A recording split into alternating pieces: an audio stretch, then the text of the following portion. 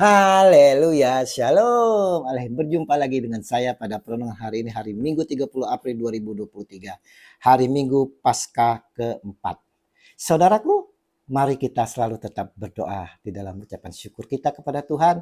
Dan kita awali pagi hari ini dengan senyuman dan sapaan kepada sesama kita. Kita awali perenungan pagi hari ini dengan tanda kemenangan kita dalam nama Bapa dan Putra dan Roh Kudus. Amin. Yesus Gembala yang baik. Bacaan liturgi hari ini diambil dari bacaan pertama Kisah Para Rasul 2 ayat 14a dilanjutkan dengan ayat 36 sampai dengan 41. Bacaan kedua 1 Petrus 2 ayat 20b sampai dengan 25 dan Injil Yohanes 10 ayat 1 sampai dengan 10. Saudaraku yang terkasih, berbicara tentang pintu saudara, kita semua pasti tahu dengan pasti fungsinya, di mana pintu adalah tempat keluar masuk. Jika orang tidak masuk melalui pintu, maka akan dianggap pencuri.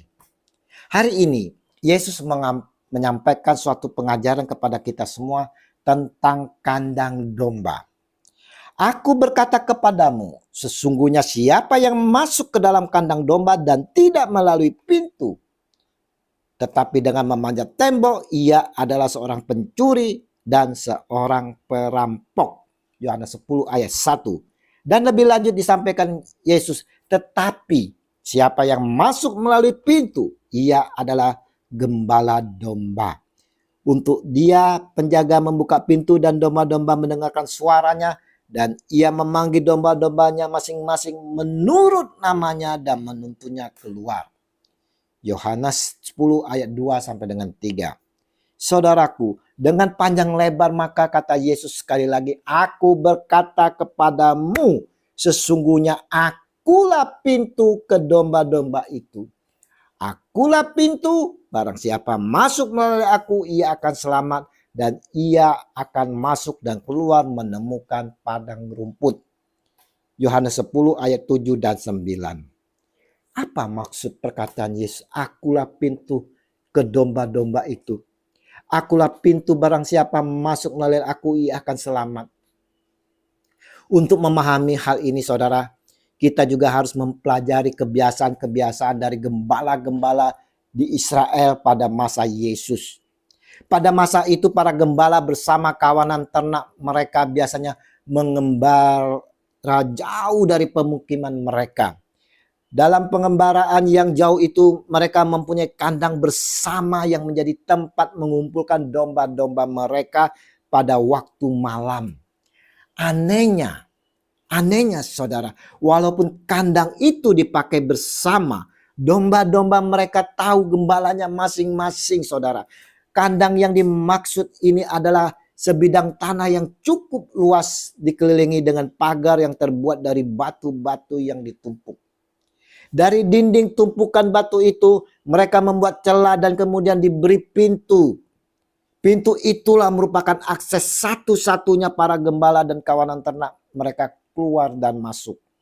Ketika para gembala itu tidur, selalu ada orang yang ditugasi untuk menjaga pintu itu dari orang yang berniat jahat atau binatang buas yang mengincar domba-domba mereka. Kiasan pintu kandang seperti itulah yang dikatakan Yesus ketika mengatakannya adalah dirinya adalah pintu. Yesus menyatakan diri pintu yang harus dilewati oleh setiap gembala yang sesungguhnya. Benar. Pada akhirnya Yesus menyatakan diri sebagai gembala yang baik. Namun saudaraku yang terkasih, jangan lupa juga bahwa dia menyatakan diri sebagai pintu.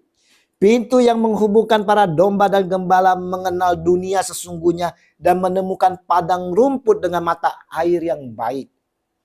Yesus menjelaskan bahwa ia adalah pintu yang memasukkan domba-domba ke dalam keselamatan. Mereka tidak akan bisa masuk jika tidak melewati pintu itu. Ia datang supaya domba-domba mempunyai hidup dan mempunyai dalam kelimpahan.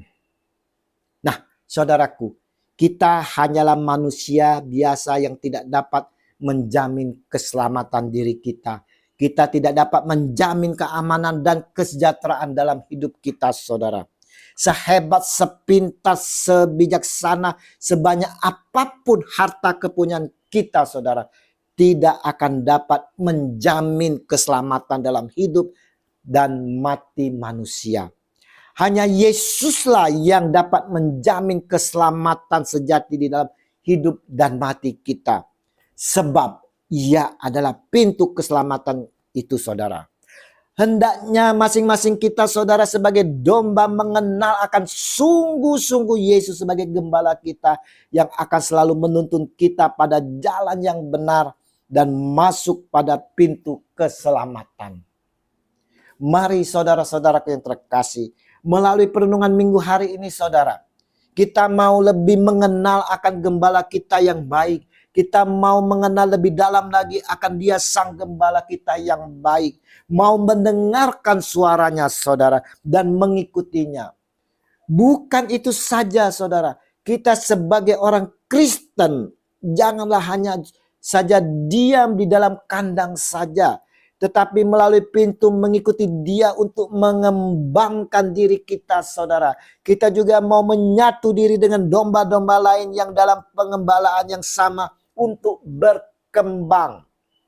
Kita mau menyatukan diri dalam komunitas dalam kasih Kristus, saudara. Dan bersama-sama juga dalam komunitas untuk dapat menyatukan kawanan kita yang tercerai-berai, yang tersesat, agar mereka diselamatkan dan menjadi satu kawanan. Kita juga berusaha, saudara, untuk mereka yang belum terselamatkan, untuk dapat percaya dan menjadi bagian dari kita. Dalam bimbingan gembala yang baik, Yesus Kristus Tuhan kita, dan pertolongan dari Roh Kudus, kita akan selalu dalam keselamatannya. Jangan ragu-ragu, saudara. Kita tetap maju bersama di dalam komunitas kita. Kemuliaan kepada Bapa dan Putra dan Roh Kudus, seperti pada permulaan, sekarang, selalu, dan sepanjang segala abad. Amin. Dalam nama Bapa dan Putra dan Roh Kudus. Amin. Selamat berhari Minggu.